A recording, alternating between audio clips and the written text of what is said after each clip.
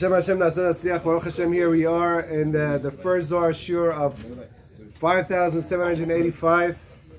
And before we start, we want to wish everybody a Gemar Chatima Tovah. And we want to talk about this Shiur, about the importance of these days, not just the Asar Yemei Teshuvah that we have left before Yom Kippur, but actually the 3 weeks that we started between Rosh Hashanah, go all the way to B'ezrat Hashem Simchat Torah. That's coming up. Now, we want to base this shiur, open it up by the pasuk of Semolot Tachad Roshi V'Yeminot Chakebeni. There's a pasuk in Shiur Shirim that Hashem is talking to the Jewish people as a husband does to a wife, as it were, and it's saying that Hashem has put His left hand under my head, and with His right hand, He is grabbing me and hugging me in a very loving manner. Like a relationship that a husband has with a wife.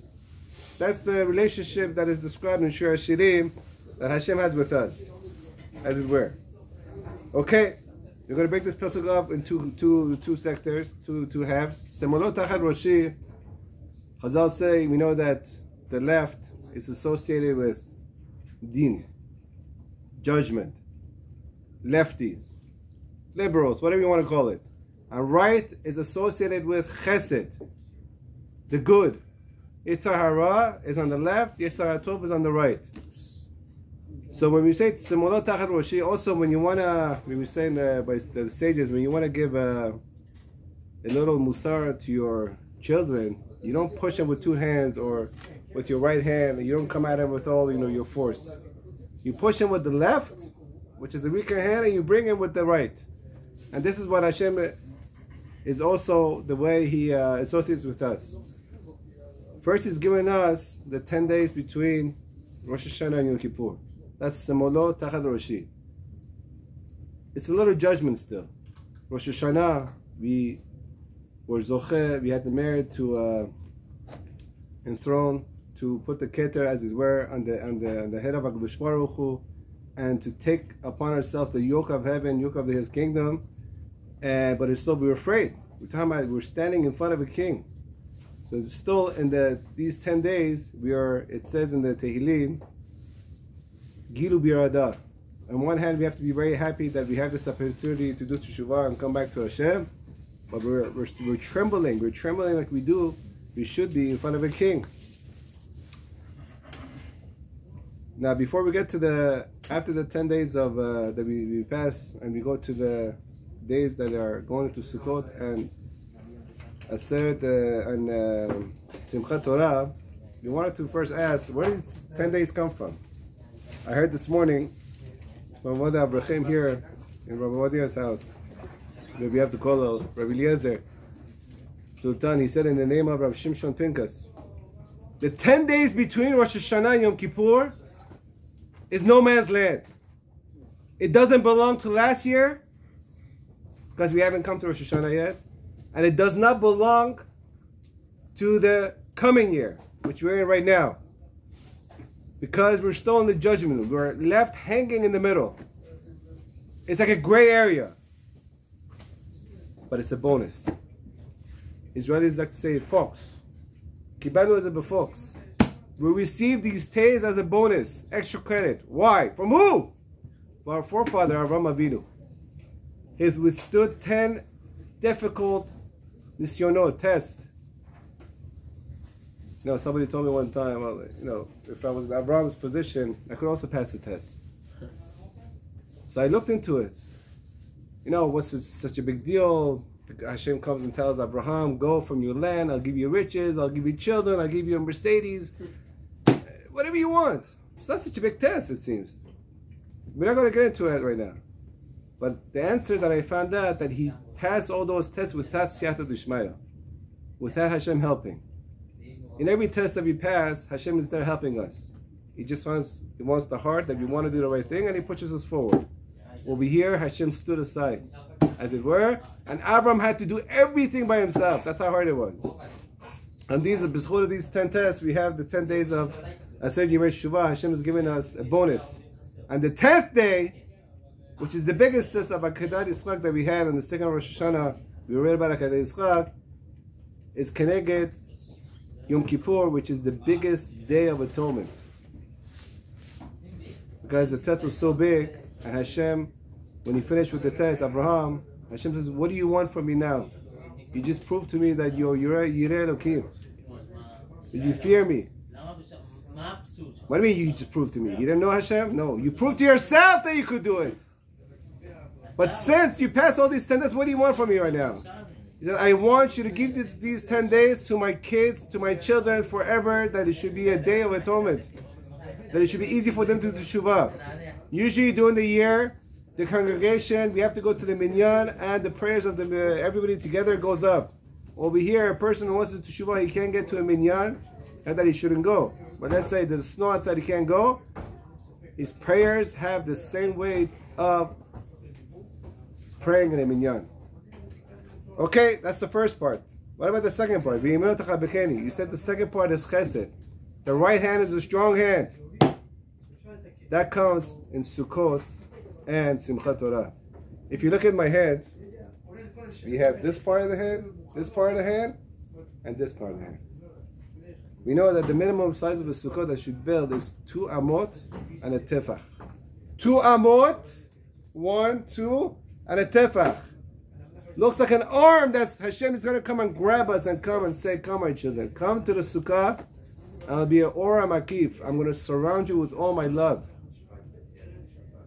You know, last year, you know, this week, yesterday was October 7th.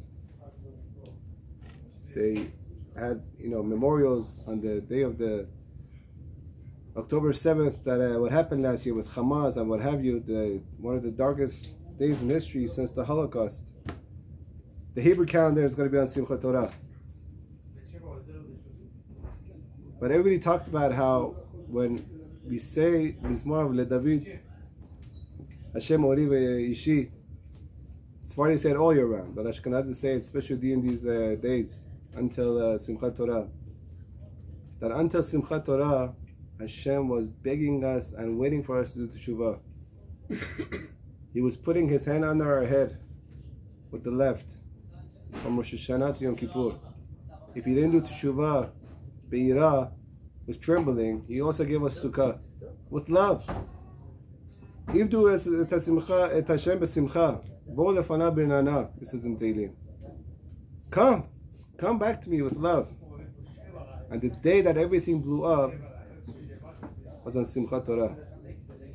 The day that we stopped saying, or at least the Ashkenazi community says, stop saying the David Mizmor. Because in that Mizmor, everybody said, in that psalm, that Ori is Yom Kippur, is Rosh Hashanah. Ishi is Yom Kippur. V'speneni b'sukkah, that's Sukkah. Hashem waited for us for another 21 days. The judgment was sent out on Rosh Hashanah. Yom Kippur, it was given the final stamp. And on Hoshana Rabbah, another chance before it goes out. And if people who didn't do teshuvah, again, these are all the cheshbonot and of Hashem. We saw what happened. We don't want that to repeat itself. We have to use our days, these days, to the maximum. Extra credit. I remember when I was a kid, there was a show, Funhouse, when people were selected, kids, whatever it was, and they could go and collect all these different things and get more points and more prizes in the end. At the end of the time, at the end of the game, there was 1 minute, 3 minutes, and the person who was in the show, he had to run around and grab as many as things that he can, all the prizes. These 10 days, it's our fun house. We have to grab whatever we can. You have to picture yourself. You're standing in Fort Knox. Those people who don't know where Fort Knox is where all the gold, or used to be, where all the gold is kept in America. You're giving this amount of time, to go in there and grab whatever you can. You have no time for iPhones. You have no time for answering calls. Whoever does, obviously it's crazy. I am here to collect as much as I can right now. Leave me alone. You have to tell Yetzirah to leave us alone. Grab these 10 days.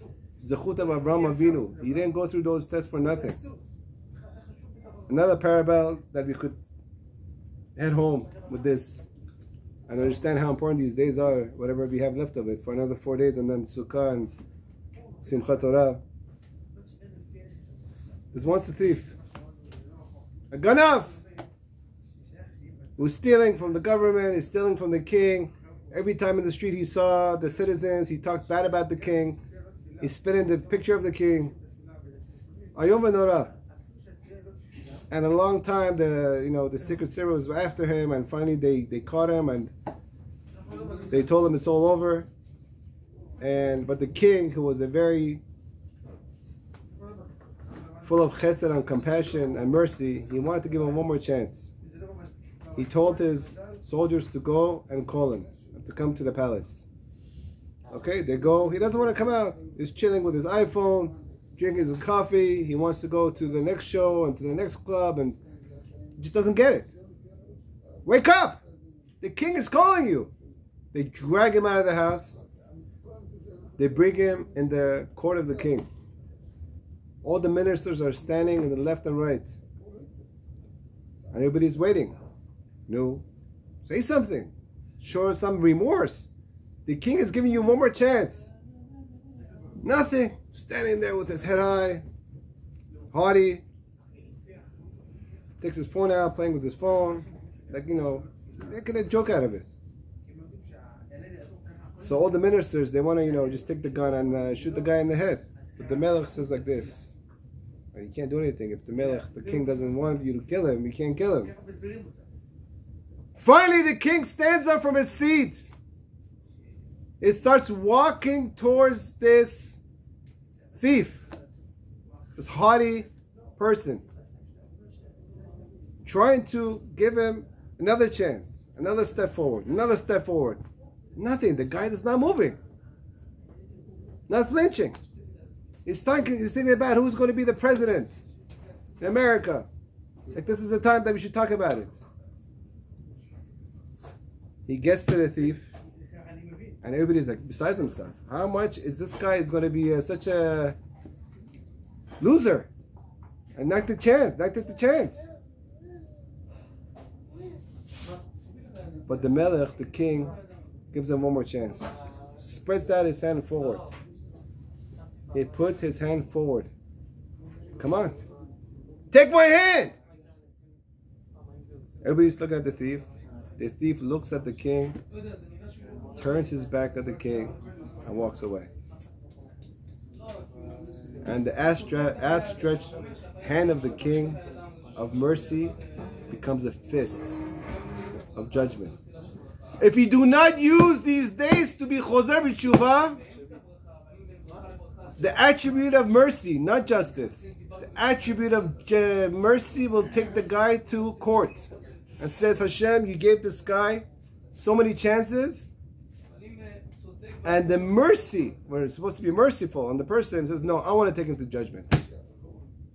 This despicable person who did not use his 10 days, did not take the king's hand. It's not worth it. I'll take him to this. But obviously, Baruch Hashem, all the Jewish people, we know that we're not going to be like that thief. We're not going to be such a pathetic loser to walk away from the hand of Hashem, the outstretched hand of Hashem that is stretched out to us in mercy. The king doesn't have to get up from his seat. He doesn't have to walk forward. He'll give it one like this and chop off with his head. But God doesn't want us in that direction. He wants the Rasha to do teshuvah like it says in Yechezkel. He doesn't want a person to die. He wants him to live and to live a good life under the banner of Torah and to come back to him. Okay, so like we said, that is the 10 days. We didn't get a chance to do it. We still have Sukkot. And we have a chance to do it by Havana, with love. Everybody, I remember every year my kids are waiting for Sukkot. Let's put up the Sukkot down already. This, that. It's an exciting time. Everybody's happy. They're running. There's no time to waste. And what's special about Sukkot? Why is Hashem so merciful and He wants to grab us with His right hand? with love, something that he didn't do or he did less during the time of Rosh Hashanah and Kippur. This is where the Zohar comes in. But before we get to the point of the Zohar, and we'll finish with that point. Like we said earlier, Sukkah is a time that we go out of the house, out of the Gashmiut, the penthouse, the villa that we have in Bel Air, LA, Deal, whatever it is. No matter what kind of billionaire you are, you walk out of the house and you go into a hut. You, the billionaire, and the poor guy next to you, same thing. Hashem says, 2 walls and a tefach. Go there for 7 days and leave your materialism behind you. Show me that all the work that you did from Rosh Chodesh Elul and all the screaming that you did and you made me king over you on Rosh Hashanah and you begged me to forgive you on Yom Kippur, you're for real. You're not the same person anymore. This world does not matter for you as much as it should when it comes to spirituality. Show me what you got. Come into the sukkah. Show me that you rely on me. You worry about those ballistic missiles coming from Iran? You think your house full of beton and all these hard stuff you got in there is going to save you? Come outside. Go to the hut. Show me that you're putting your trust in me. Simchat Torah, October 7th, last year, it happened the day after we came out of Sukkah. Why did Hashem choose that date? Why not before Sukkah? Because Hashem says, you rely on me. When you come to the Sukkah and you show me that it's not me, and it's not my F-35s, and it's not my army, and it's not my guns, it's my reliance on Hashem, I'll protect you. But once you come out of that mindset and you think it's me and it's me, kochi osem yodi, and you go back to your guns and your F-35s, and you don't rely on me, then I'll show you what could happen. That's Sukkah. We learned last year with a slap in the face. This year we have to learn with all the sukkariot and all the candy as Hashem is throwing us. Elul, we talked about Ani Yodi Dodili, that Hashem is coming as an uncle. Uncle doesn't ask if you behaved or misbehaved. He throws out the candies. We had a very hard year last year. But right before Rosh Hashanah, Hashem threw us a lot of candies. 182 ballistic missiles, or even more, did not penetrate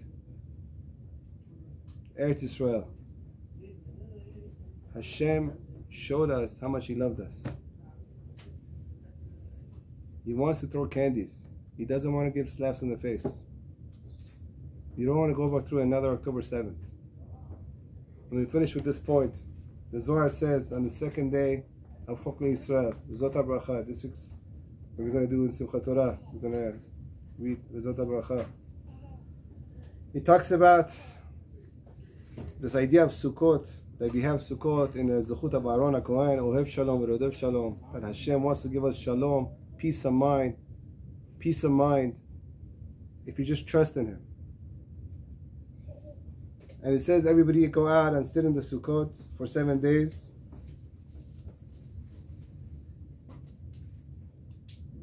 And the Zohar brings down, Rav Abba says, at the time when they were in the desert, the Jewish people, that Aaron HaKohen passed away, it says, Vishma Knani. The Knani heard that Aaron had passed away. What does that have to do with Aaron HaKohen? We had the Ananei HaKavod, all the Ananei HaKavod that were surrounding us and protecting us in the desert, B'zchut Aaron. And when he passed away, they went away. He came back, B'zchut Moshe Rabbeinu afterwards. But for a few moments, we were very negligible to get hurt. So the Zohar talks about who's the Kanani. Kanani compares it to a pasuk, Kanan biyado moznei mirah. This pasuk is talking about Kanan that in his hand is full of trickery. Who is this person are we talking about? Eliezer, who was from Canaan. Eved Avraham, slave of Avraham Avinu. He was from Canaan. Canaan was cursed by Noah because of the despicable thing that he did to his father. We don't want to get into that right now. There'll be more on Portia Noah when we get to it. But he was cursed, and his children for all time. So, a cursed nation, cursed people, hey, they're cursed anyway, right? Let's just go and have fun. Kill, murder, rape. Like Hamas, Hezbollah, people that don't care about life. They're cursed anyway. But there's one person who says, wait a minute. Could be that he's cursed. But there has to be a way to come out of the curse. He went to Avraham Avinu's house. He was the son of Nimrod. When he saw that Avraham Avinu was thrown into the fire and he didn't get hurt, he told his father, I don't want your palace, I don't want your Mercedes, I don't want your Gashmiut. By the way, Nimrod agreed. He said, you better go for him with him than stay with me. He became a slave under Avraham Avinu. Didn't move left or right. And then what happened? Hashem took the curse out of his genes and made him Baruch. That Lavan said, Bo Baruch Hashem. At that moment, Hashem changed him from cursed to blessed. Why? Because he decided to come under the cell, under the category of the Jewish people and go under the banner of the Sukkot of the Jewish people. Sel ha'emunah, the shadow of emunah, of faith. That this is what Sukkah is all about. When we go out there and we show that we don't want to be part of this materialistic world. We take the things that we need, we eat and drink in order to have energy to learn Torah. We get married in order to have children that will go in the ways of Torah. We could do everything we want under the banner of Torah. Hashem wants us to have fun. He wants us to have a good time. But it says do it by the book. I want to hug you. I want to kiss you. And that's what Simchat Torah is all about. Simchat Torah is about dancing with the King. It's about Hashem hugging us. Of course, you can't hug Hashem. He has no physical being. It's beyond understanding. I heard one time from Rav Nakaras, Kutsha Baruch Hu, Oraita, and Israel, they're all one. Hashem and the Torah and the Jewish people we're all connected. But there's one thing tangible we could grab, and that's the Torah. When you're grabbing the Torah and Simchat Torah and you're dancing with it, you're grabbing the clothing of the King. As it were, you are grabbing onto Melech Melchei Melachim, that he has put his essence into the Torah. And you're dancing with him, and you show him that you care, and you're putting your trust in him. And he always says, you're putting your trust in me. You don't need F-35s. You don't need this. You don't need that. Just do teshuvah and come back to me. And this pasuk that it says that the Canaanites, Vayesh Mimenu Shevi, Vayesh Mimenu Shevi, that whoever doesn't go and doesn't learn the lesson to come out of the materialism and go to spirituality is going to be the slave of the Yetzer Hara. He's going to stay in this year like he was last year. October 7th, it happened. The flood happened. It happens every 1,656 years. It's nature, Rabbi. It happens. Some people die, some people live. It's mikre. No, it's not. It's not mikre. The Jewish people live with emunah that everything's from Hashem. And instead of Vayesh Mimenu Shevi, Shevi, you know, that is Rashi Tavot Shimon Bar Yochai. If a person finds himself that he's become a slave of the Yetzer Hara and he can't get himself out, you always have to Teshuvah, and you always have the Zohar HaKadosh that Rabbi Shimon Bar Yochai wrote, to read, even if you don't understand, just to read. And the Shevi, because you changed it around to Shimon ben Yochai, and you're learning the Zohar that he wrote, to bring the final redemption with Chesed Rahamim, Hashem in the Zuchut of the Zohar will take you out of being a slave to Yetzer Hara and he'll put you into the Sukkah and grab you with a loving hug and a kiss, and he'll dance with you and bring the Mashiach in our days. Amen. Amen.